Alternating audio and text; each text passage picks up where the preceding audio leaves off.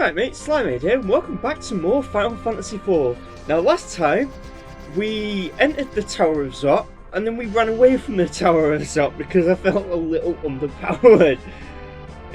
So this time I have actually grinded a bit, as you can see by the little montage that I have done. Which honestly I completely forgot that I did the mod until I just realised, oh yeah, we went up a few levels, but there should have been a little montage that played like right at the beginning of this. Tellah, just try not to die, please. And Tellah has a habit of doing that. But I do feel now that we've went up a few levels that we are a little better prepared. We're not completely like invincible or anything, but we are much better prepared now. Like just gaining a few levels actually. But anyway, I've went like one of the, I was going to say the longest way, but the path to the left hand side is actually the longest way. We've got the same guys again, we're just gonna, so much easier. Also that the fire, what is it, Firebrand, or no, that's the guy there's the guy from Ghosts and Goblins. That the fire, what's it called? I'll see what it is in a minute, but we picked it up last episode. It has been a bit of a long time since the last episode. That's due to something that happened in the family, but Flame Sword, that's it. It was that basic. I expected it to have like a much cooler name than that. But all we gotta do now is just keep mowing on through all these creatures, and I'm still not gonna unsee that as Mr. Dink from Doug.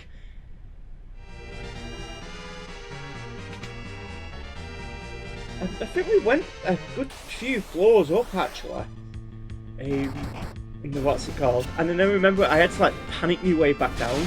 We could have done with the that one track that plays when the Village of Mist explodes. You're just like playing in the background as I make a panicked escape to leave. I think we gotta go this way.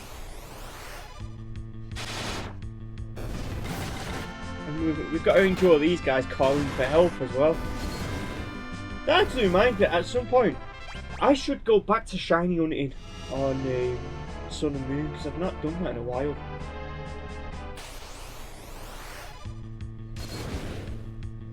Oh yeah, this might get a little... Right, Tellah, do something. This is like one of the only times he's going to be useful for a good while. They didn't even do much! Thanks, Tellah.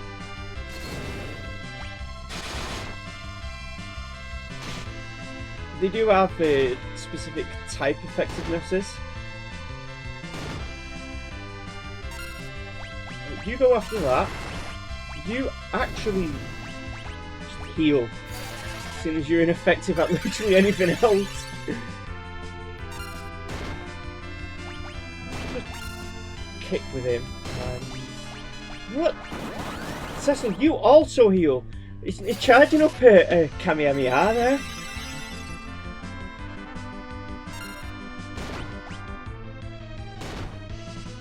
As long as we don't take too much damage. So waste all of Tellah's MP doing this. I think these things only have like 200, 300 HP. It's just that they literally just don't take damage from anything. Or from anything physical anyway.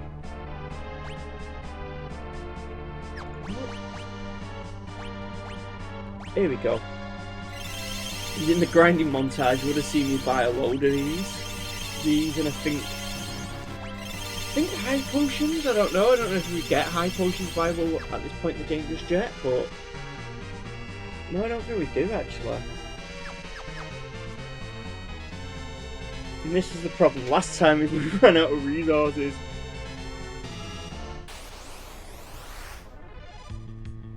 Now we can just Tellah, don't use magic, you idiot.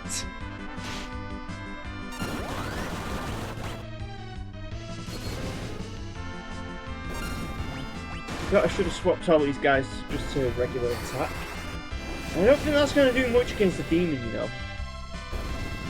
Prove me wrong. That was weirdly effective. I thought those guys were supposed to be like fireproof or something.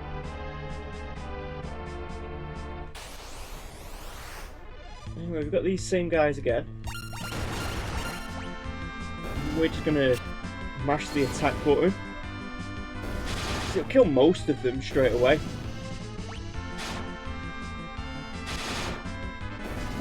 Not really anything to worry about there, thankfully.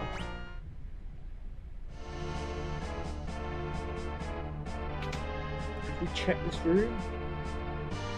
I believe we have. And you know what? I'm gonna have to like look in every single room now because I don't remember like what I've actually checked and what I actually haven't checked. So the big problem with Tellah is that if anyone just like breathes in his direction slightly wrong, his cranium caves in, and we have to go back to healing him like straight away.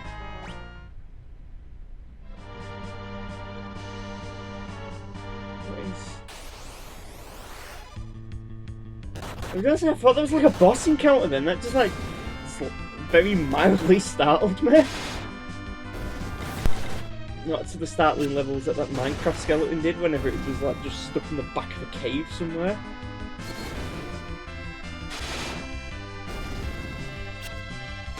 I've actually been really enjoying playing through the Alpha Minecraft recently. Oh, we have been there, so...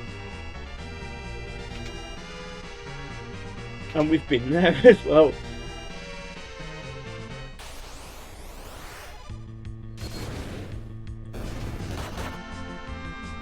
You know, it would actually be great if the augment system was in this game from the DS version. Obviously, they wanted to keep it faithful to the original SNES version, but the augment system, because Cecil has the cover command, which blocks physical attacks from enemies and that.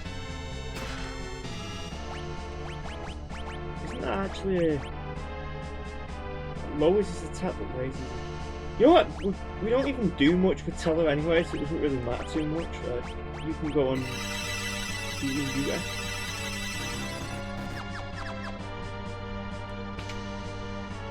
But yeah, I've been really enjoying playing Alpha Minecraft recently.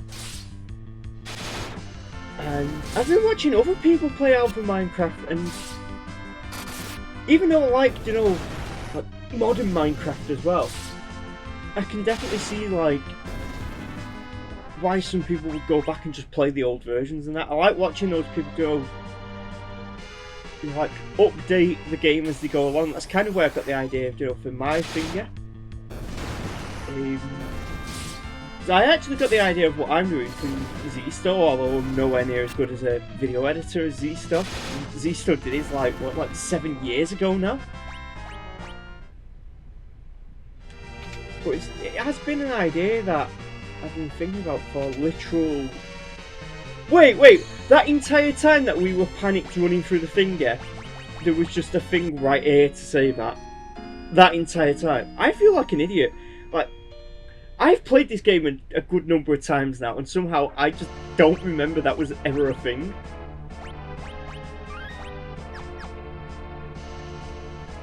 But I know exactly why that's happening now. Because surprise, surprise, boss fight.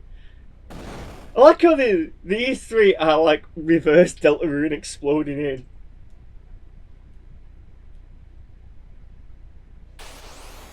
Yeah, these three are actually a trio of bosses. So they actually have a very weird setup where they use spells on each other and use it to bounce off. What's it called? I accidentally I feel like an idiot now.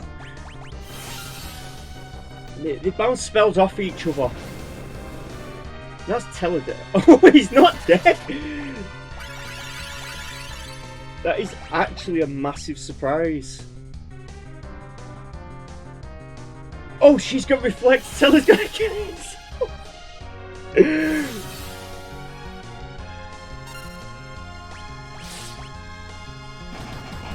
Yeah, what I'm trying to do is I'm trying to get rid of the one that's reflected. So it's gonna hit the other two, but it's also gonna obliterate Tellah.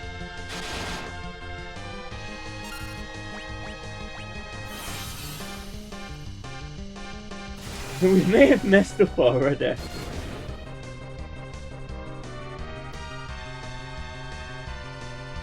No, I have an idea for Yang actually. I might power him up a little. Because they're actually, in terms of oh wait, it doesn't work like this in the thing. In the DS version you can focus and just keep building up your...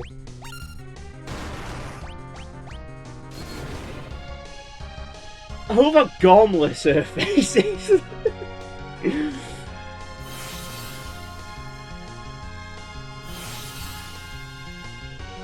What they're actually trying to do now is they're actually trying to make it so we can't heal ourselves. I believe if we get the big one out, then the others have considerably less health.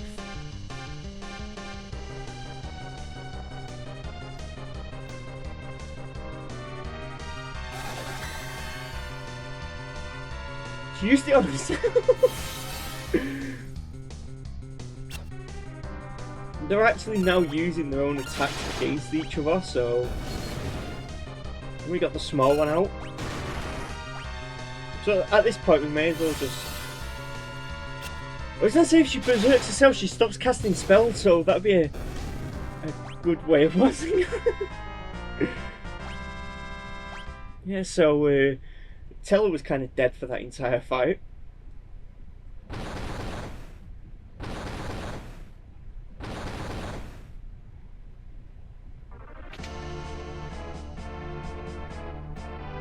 Now, we've got Golf Ball here. Welcome, Golf Ball! Wait, why were they after the crystal if we were going to hand it over anyway?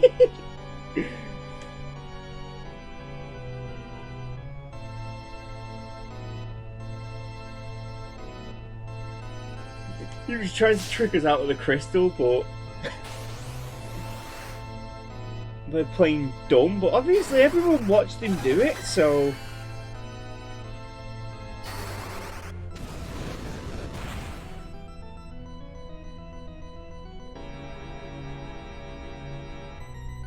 I've got to say that is a really cool sprite that Golbez has got in this version.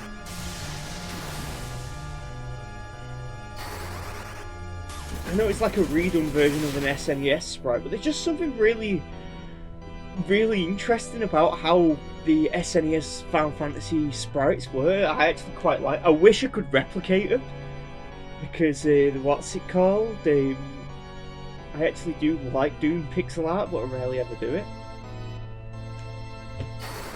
Tellah's gonna summon a meteor. Oh, multiple by the looks of things. And that killed him?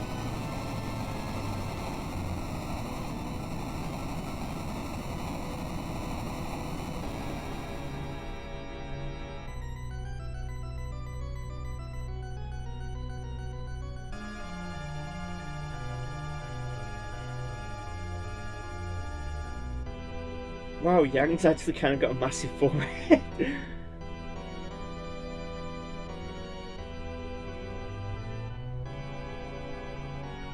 Why is Kane on the floor?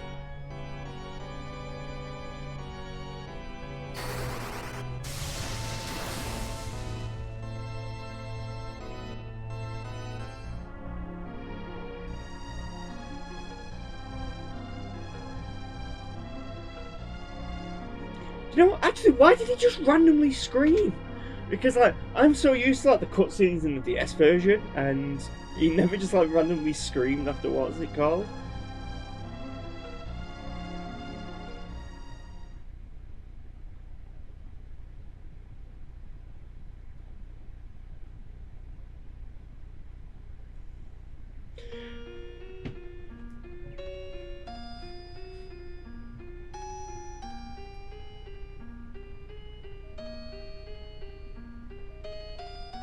So remember before whenever Tellah used Meteor on Golbez, I said that actually killed him. Tellah, just try not to die, please. Tellah was kind of dead when that killed him. That's what I was referring to. Get up, Kane.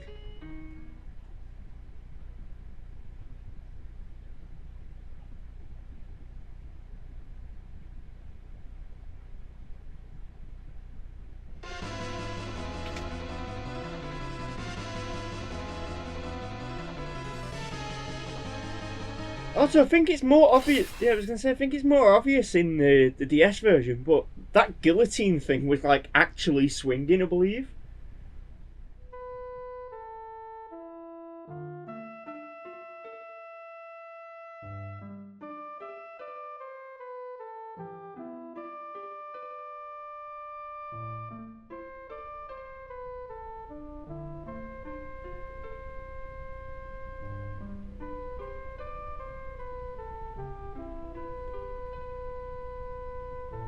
This kind of reveals that the entire time that Kane's had a thing for Rosa.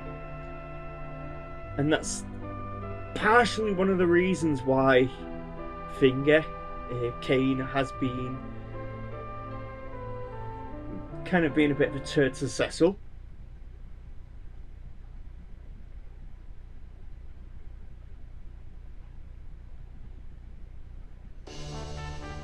Anyway, we've actually got 2 new party members. Well, not new, but like returning. Immediately, first thing I'm gonna do is heal these guys up. Right, what level are these 2 at? So she's at level 32 and he's at level 33. So they're actually higher level then.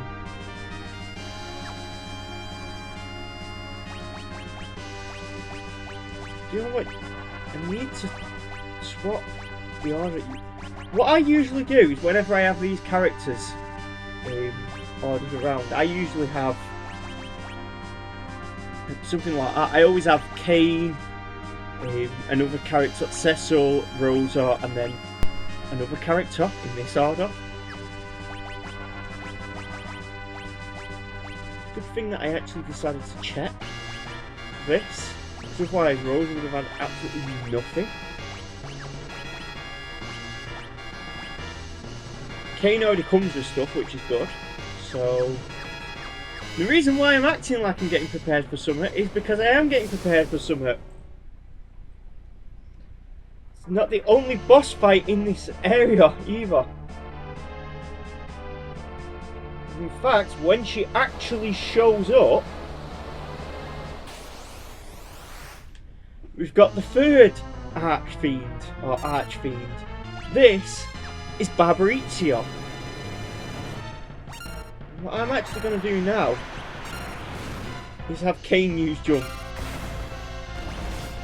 And the reason why is because when she's in her tornado form, which is entirely her hair by the way, she actually can't be damaged by regular attacks.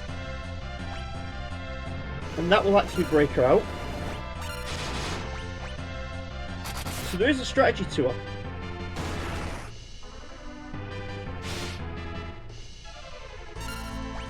Rosa, we go for Cure. I think right now we can just keep spamming. Essentially, in a way, you could see this boss fight as being somewhat parallel to the Mist Dragon.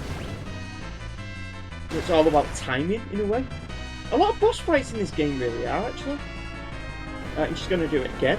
So, we're going to bounce Kane into the air.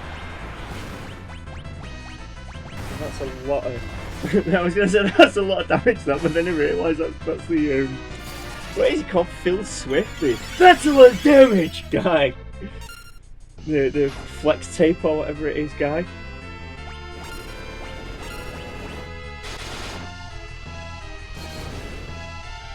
Fun fact about this character, by the way. Due to the Japanese, I guess, alphabet not having an equivalent to the letters B or V or L or R, but something in between both.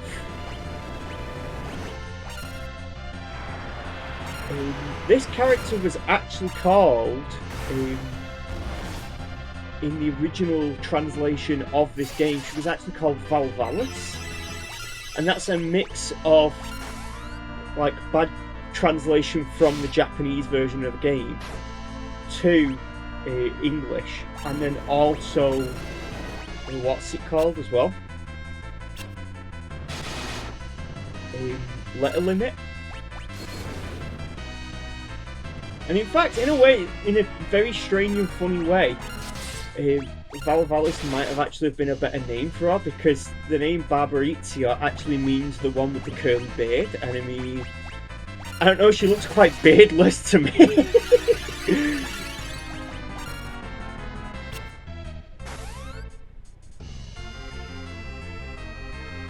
See, I already knew she was going to do that.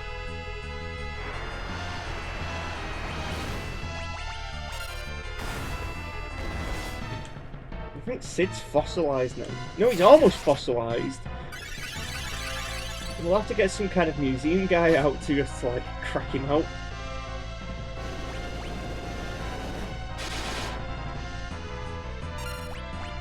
Professional fossil excavator.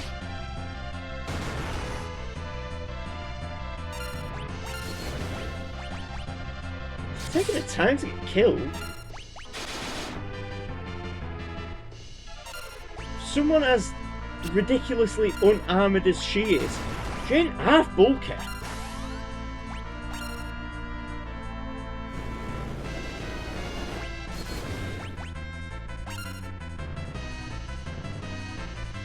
So that's what I was saying about the what's it called. Game outright tells you got a Goomba Stomper on the head.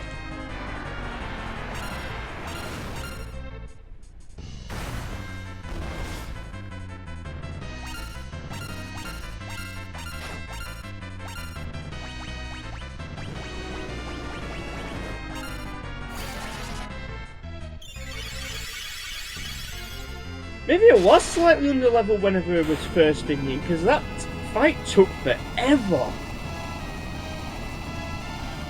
But we managed to squeeze through.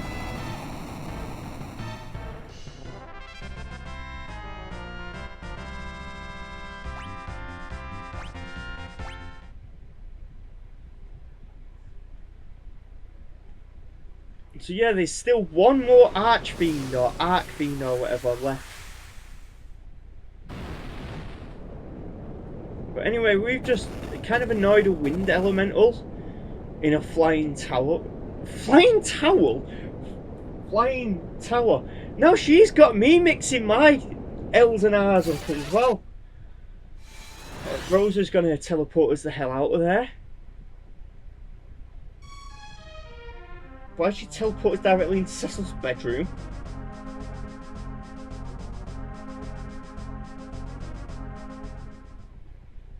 Why did it jump across the room to land on a chair? So he's gonna drop the revelation that, yeah, the dark crystals are real and there's actually 8 of them. So 4 light and 4 dark. So we've got to kind of find a way to go underground.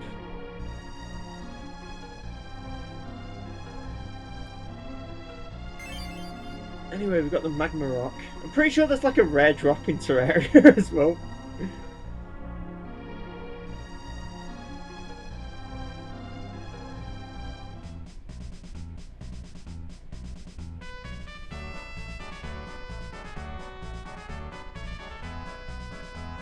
Yeah, Sid just pulled a button out of his pocket and said, "Watch this," and the aircraft just started like barreling towards Baron.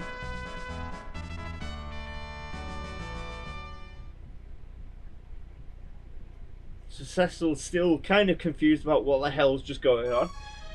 I could say stuff about what's actually going on, but I don't want to spoil the game. Plus, Square Enix will personally jump through my bedroom window and axe kick me in the back of the skull for spoiling the game, so I'm not going to do that.